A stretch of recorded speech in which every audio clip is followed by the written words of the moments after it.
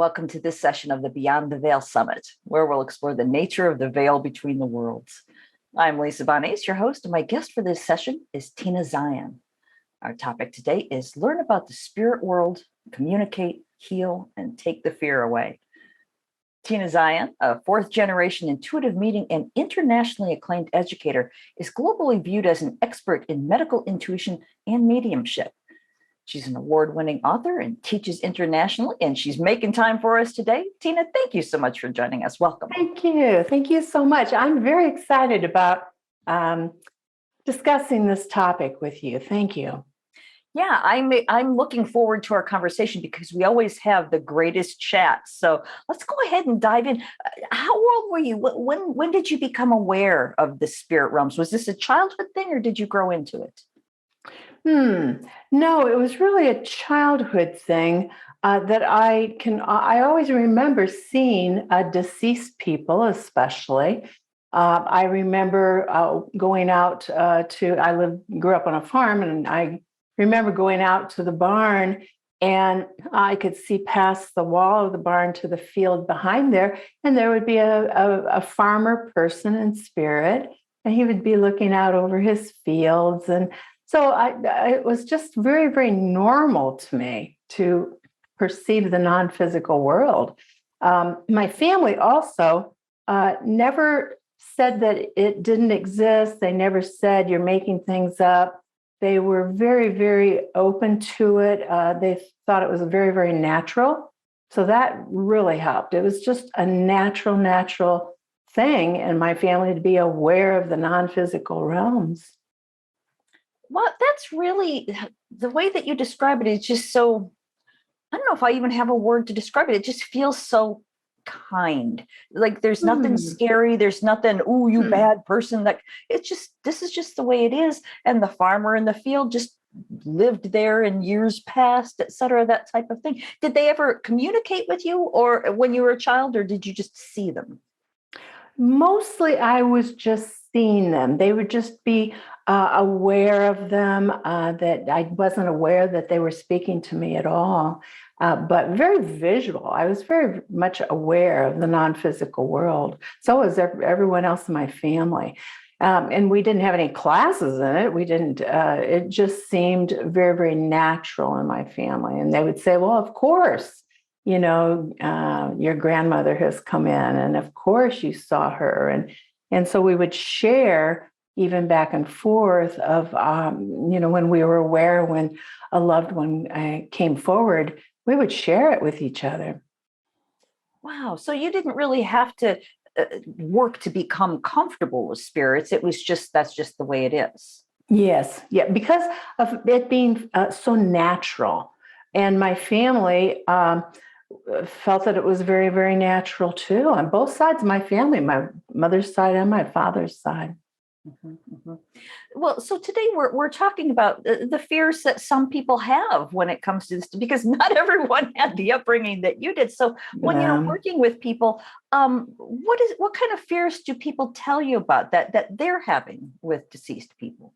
There's really probably three fears that come up a lot, but the one that I hear always, no matter where I'm teaching, no matter what country, no matter what location, people come to me and they'll say, I'm worried about learning about my intuition. I'm really worried that I am going to start seeing dead people.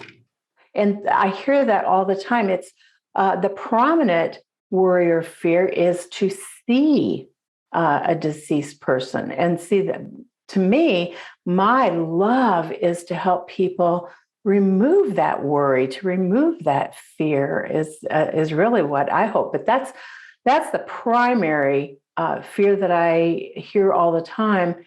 Another one would be people are worried that the non-physical world, that deceased people will actually harm them. And will harm them, especially at night. People feel very, very vulnerable at night. And so I love to work with people to help take that worry away, help take that fear away, and how to really get more in charge of that. So that's the second one that I can think of. And they don't realize living people do not realize that they really are in charge, that they can really direct the deceased person and what they want them to do.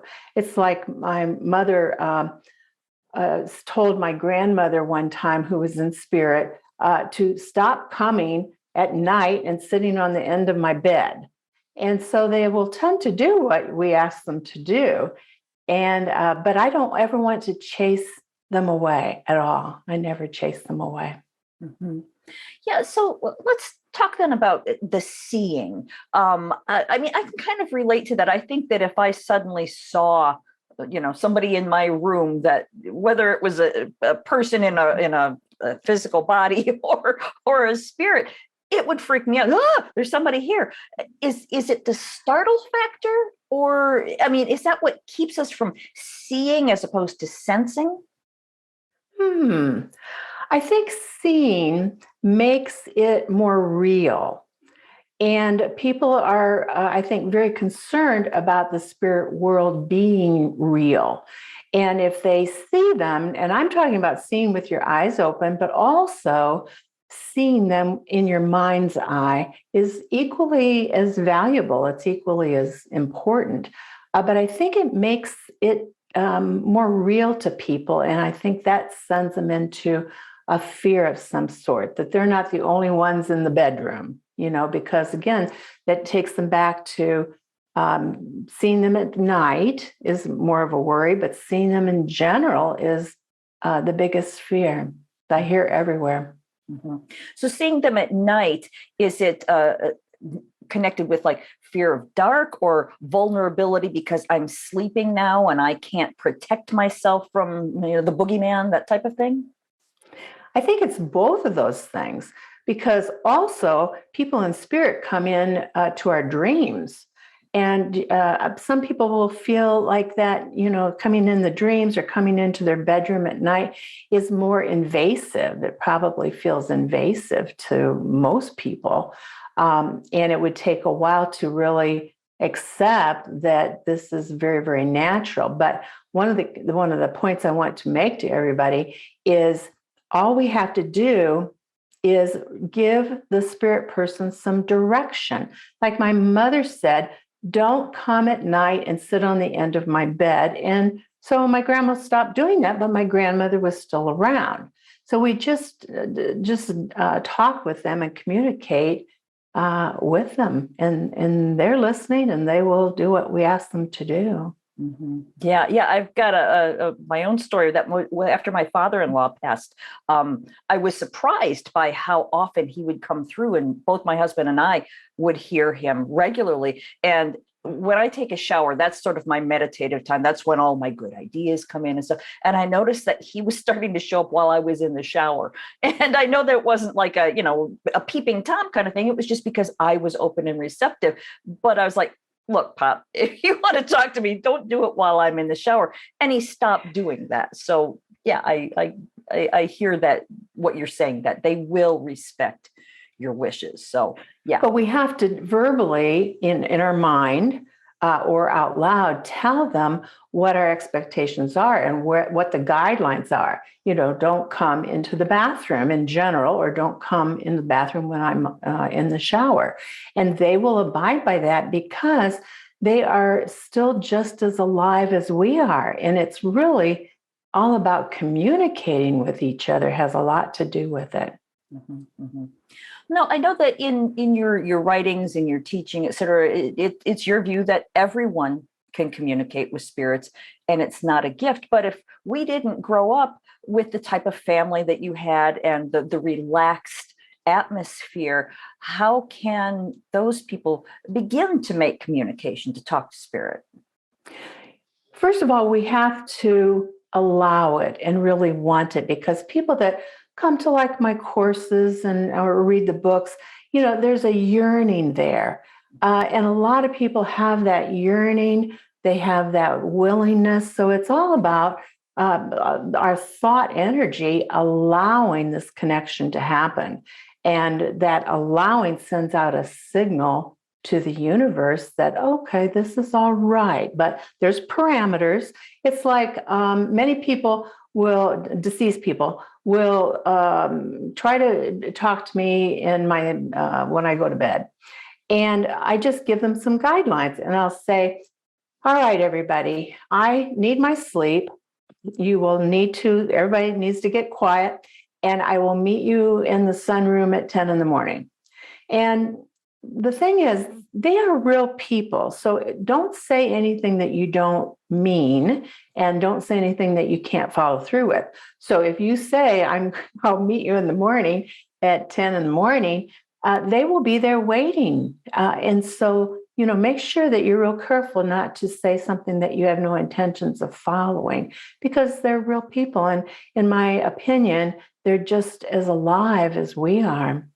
Well, I like the idea of sort of setting an appointment. And I wonder if you can perhaps guide us into how do we know what's the best time of day for us? Like when I get up in the morning, one of the first things I do is I go and I light my morning candle and I say hello to the ancestors, et cetera. But I will admit that at that time of day, I'm like, and I'm not really ready to have a chat. So how can I, or those who are watching, sense into our own, I guess maybe a circadian rhythm or whatever it is, how can we tell what's the best time for us to be open? Notice what helps each of you to be comfortable. When is your comfortable time? When is your time where you feel safe, where you feel secure? And you can actually let your loved ones know that. And even as we talk about this right now, notice what pops up in everyone's awareness about, oh, well, I would feel safe talking to them while I'm fixing dinner, in the evening while I'm stirring the soup, when I turn the television off and I'm still in the living room before I go to bed. So just normalize it. Notice your own rhythm. Notice when you feel very powerful and in control, and that it would be okay for a deceased to approach you. And it's different for everybody. So I'm glad you brought up, your example. It would be different for everybody. Yeah.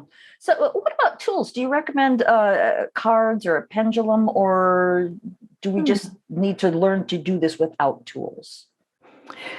Lots of people love tools like a pendulum because, and if you think about it, it is a physical object. So people often feel safer and feel more in charge if they use a pendulum or have crystals around them for the earth plane world to be solid, so that they can feel solid in the earth plane world, while they also begin to open up to the non-physical world.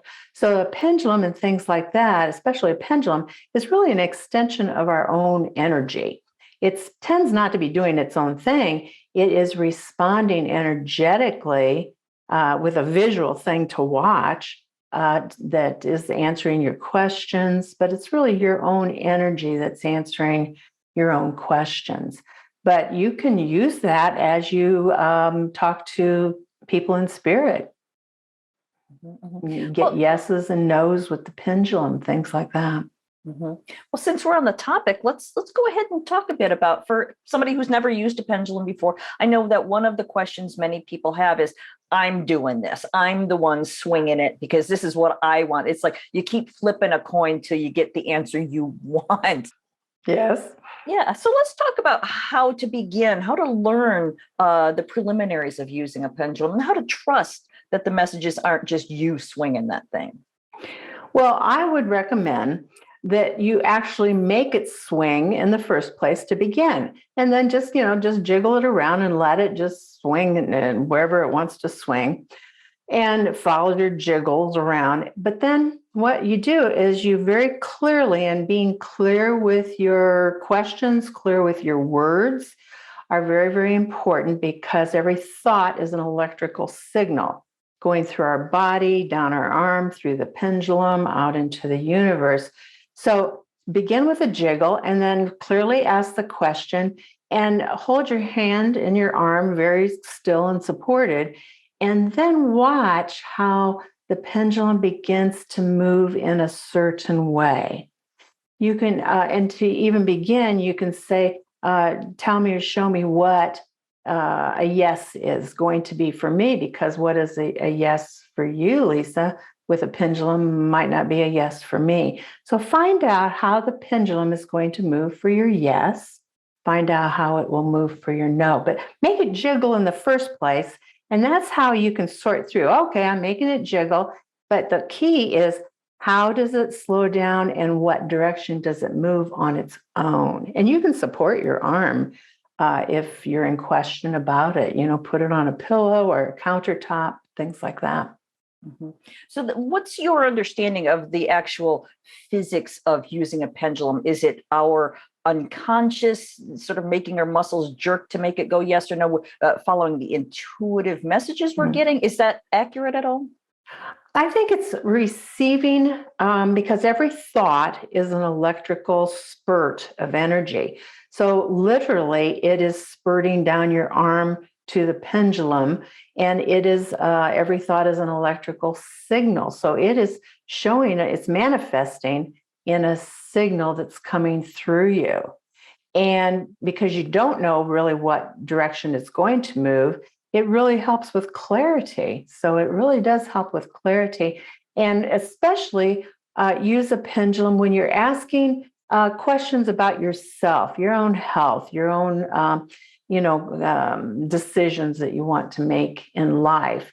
I rarely use a pendulum, but when I do, it helps me to sort through my own personal stuff, to have a physical thing to look at that's responding to energy. It's responding to what feels right to you or what you should not do, things like that. It's responding to really energy. And the more you open up to spirit, the more spirit can flow through you through that pendulum. Mm-hmm. So it's similar to muscle testing. Yes, very much. Yes. Only you have a visual thing that's actually doing something there that you can watch. Right. Yes. So then let's talk about the difference between the non-physical world and the physical world. What's your understanding of the non-physical world? The non-physical world, I always say, is just as it's actually more complicated than the physical world. There is so much going on that I always like to begin telling people that the non-physical world, no matter what's going on here in the physical plane, the non-physical world tends to be much more complicated. But one of the key points I want to share with people is, since we're in a physical body right now when we're alive, we tend to think that the spirit world, the non-physical world, is separate from us. And that adds to the fear of it too, because it's a separate thing, when actually the aliveness inside of us right now, the warmth inside of us, the aliveness that's making our heart beat, things like that, is non-physical energy. It is our spirit. So we are a spirit, even as you and I talk about these things, and we are non-physical spirits in a non-physical spirit realm. We are also physical in a physical realm. And I think it's that separation that helps make things fearful. But if you realize, wait a minute, I am a spirit, even right now as we speak. We are spirits in a spirit world, and we're physical in a physical world. So to me, the more we bring these two together, it's not scary anymore. If you think of yourself as a spirit person, a person in spirit, it'll take a lot of the fear away. That it's not the non-physical spirit realm is not separate. We are interweaving with it every second of our day and night. Mm-hmm. Yeah, thank you for that explanation. And I'm getting a really strong nudge to ask this question, even though this isn't what we intended necessarily to talk about. For those of you who don't know, Tina and I have known each other for very many years, and she's the one who attuned me to Reiki.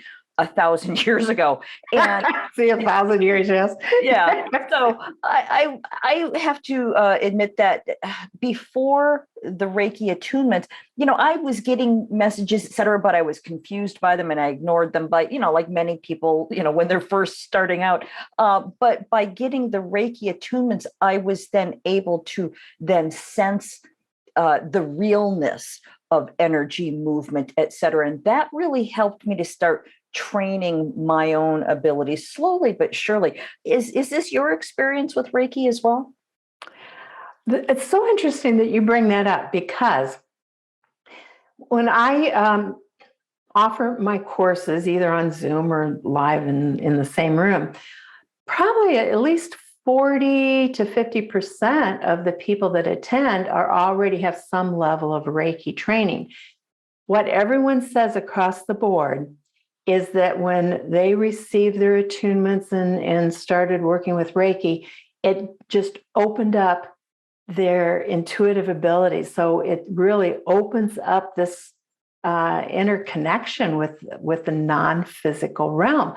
And people come to my courses, because it opened it up so clearly that it's they feel like some afraid or overwhelmed.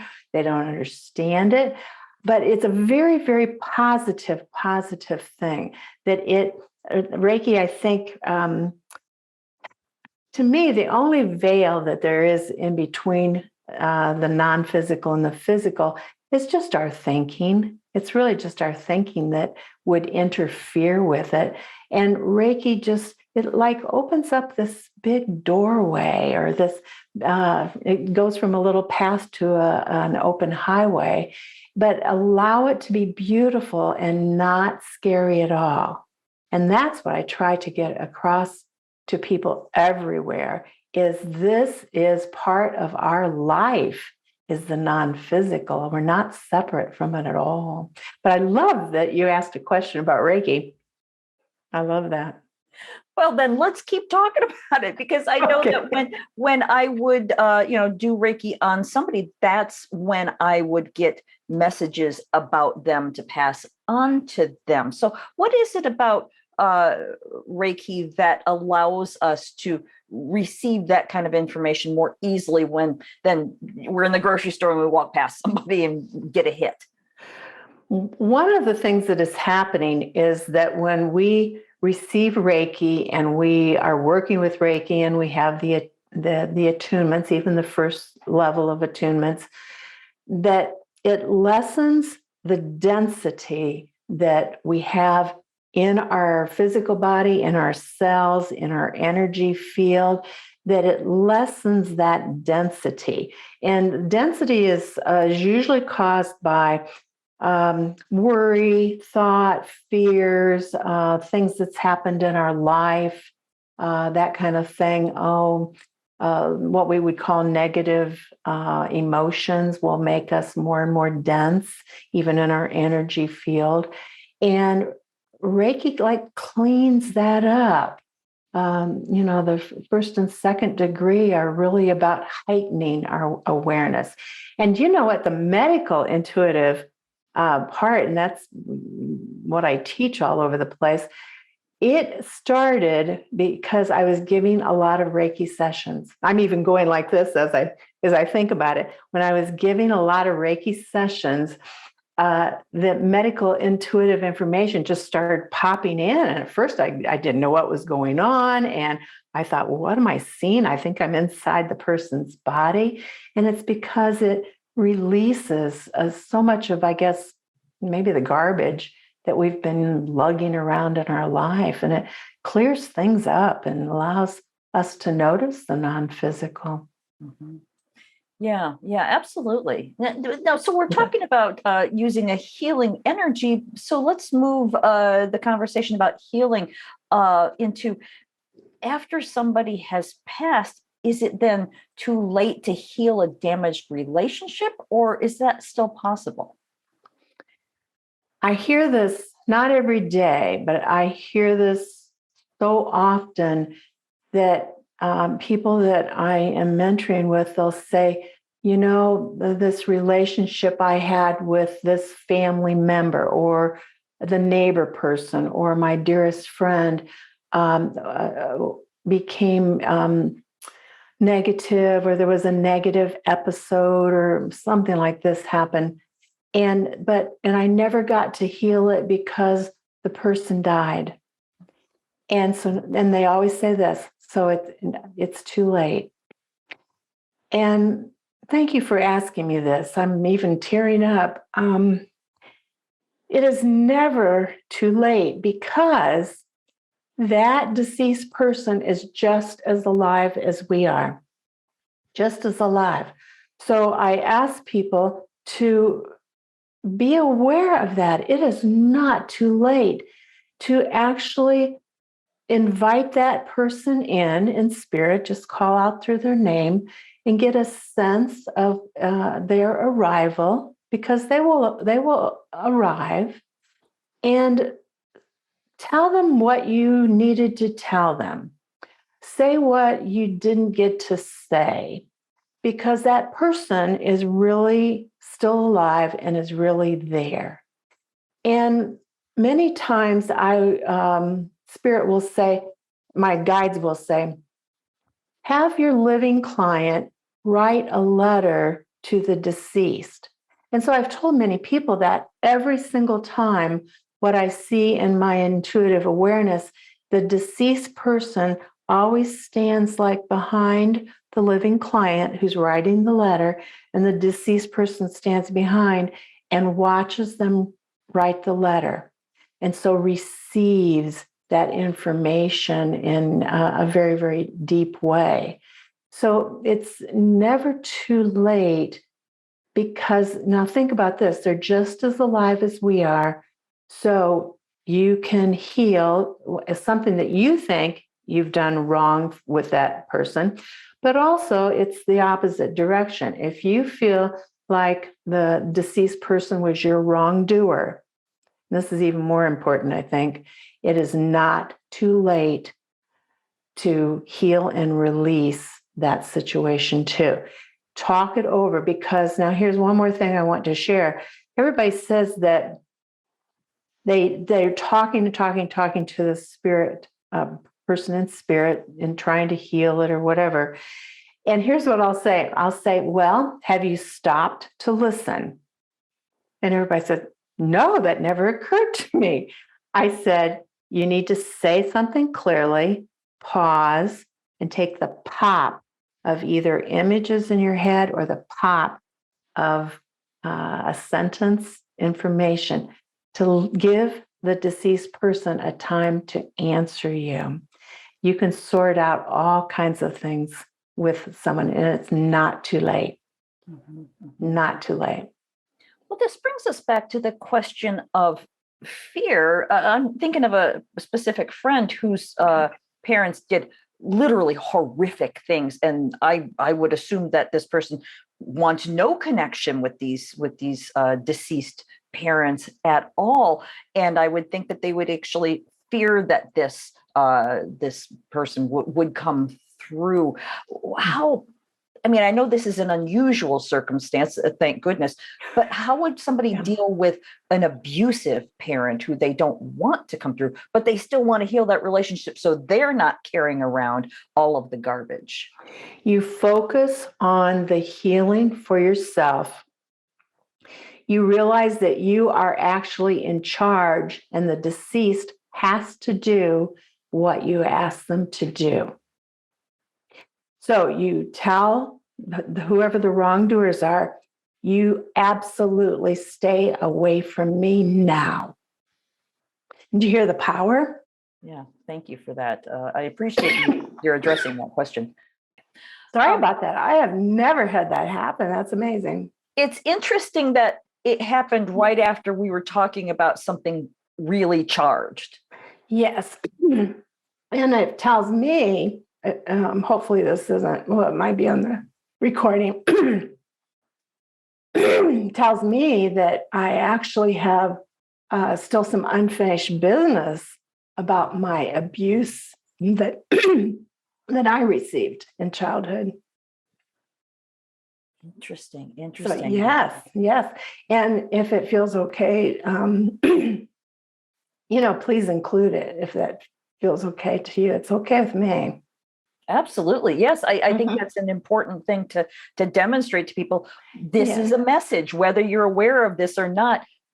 This was a message for you. So, and I apologize for bringing up, tenderness. I Oh, you had no idea, but see, everything's meant to be there. There's no accidents. yeah, There's no yeah, accidents, and everything has profound, deep meaning.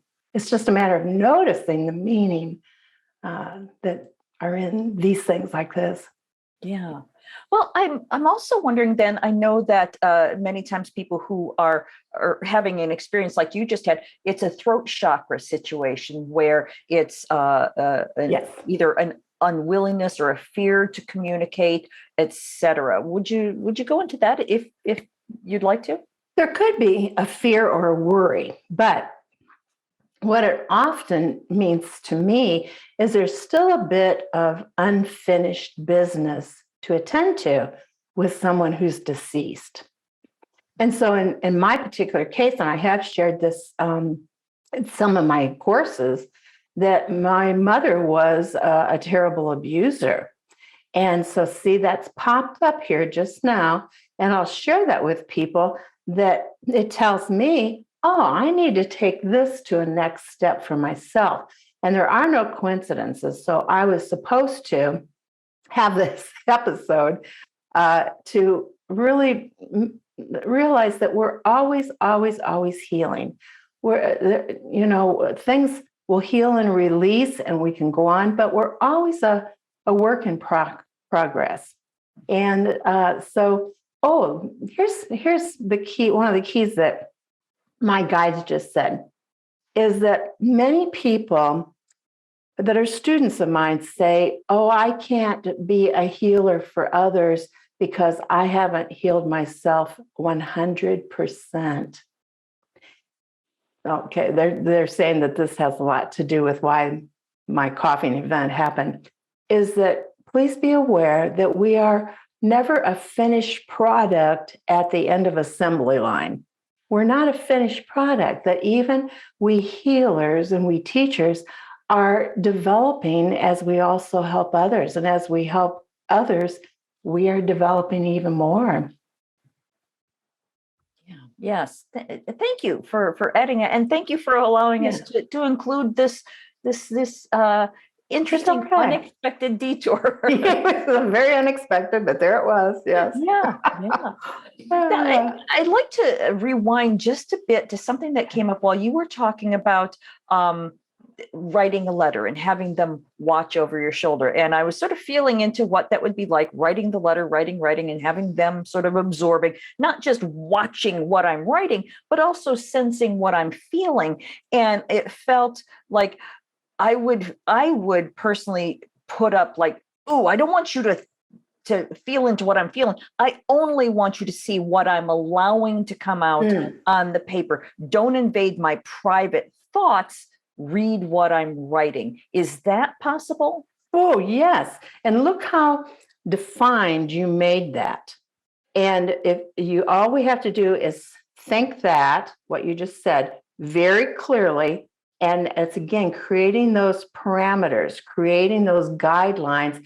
And for some reason, they have to follow, but our thoughts about these things, but we have to mean it when we say it, and also be very, very clear in what you're saying. So you're very careful and very exact words, because that every word is really just an electrical signal. And so you want to signal the person, stay out of my body, stay out of my energy field, in this case, stay out of my feelings, and read these words.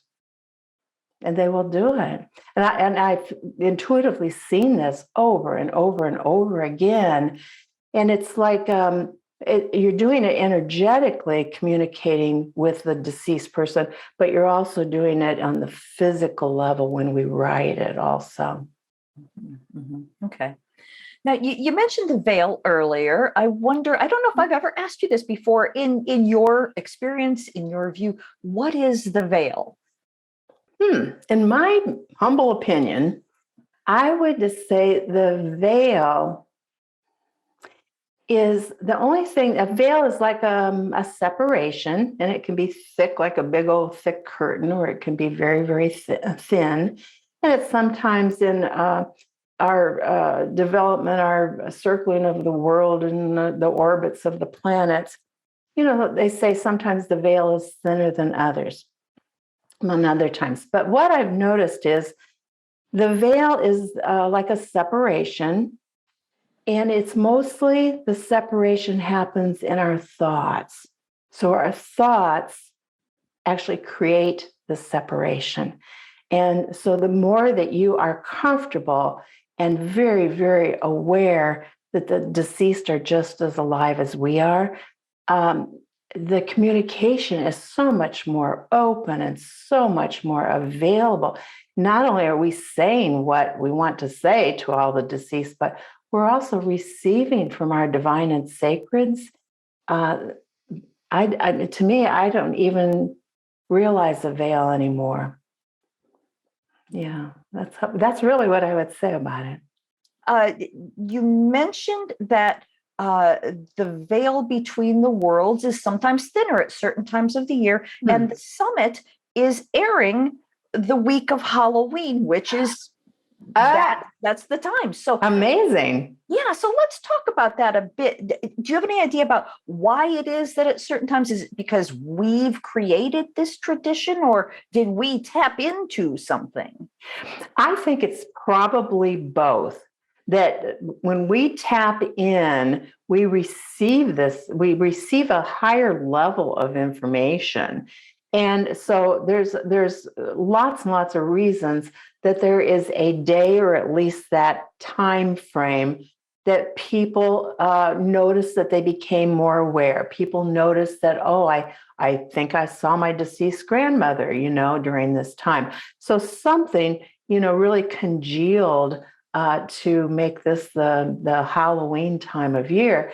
And also in all of our religious ancestry, see, they knew ages ago, back into even caveman days, so that was a very special time right then. So they were noticing something, and then the more we notice it, the more thought energy opens it up. Is really, really, I think what's happened. Our thoughts are very, very powerful.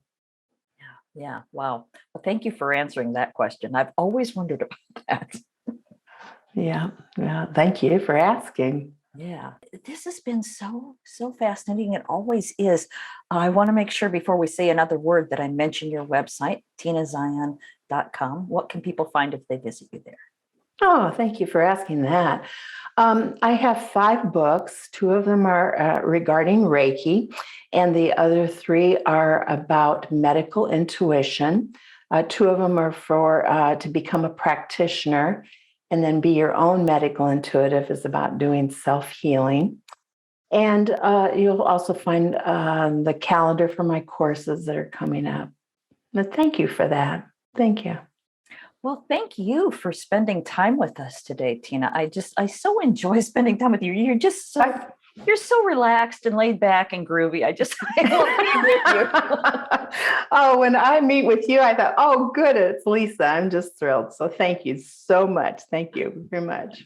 Yes, absolutely. I've so enjoyed this. I want to remind everyone that I've been talking with Tina Zion, and I want to thank everyone for joining us. I hope you enjoyed this conversation in the Beyond the Veil Summit.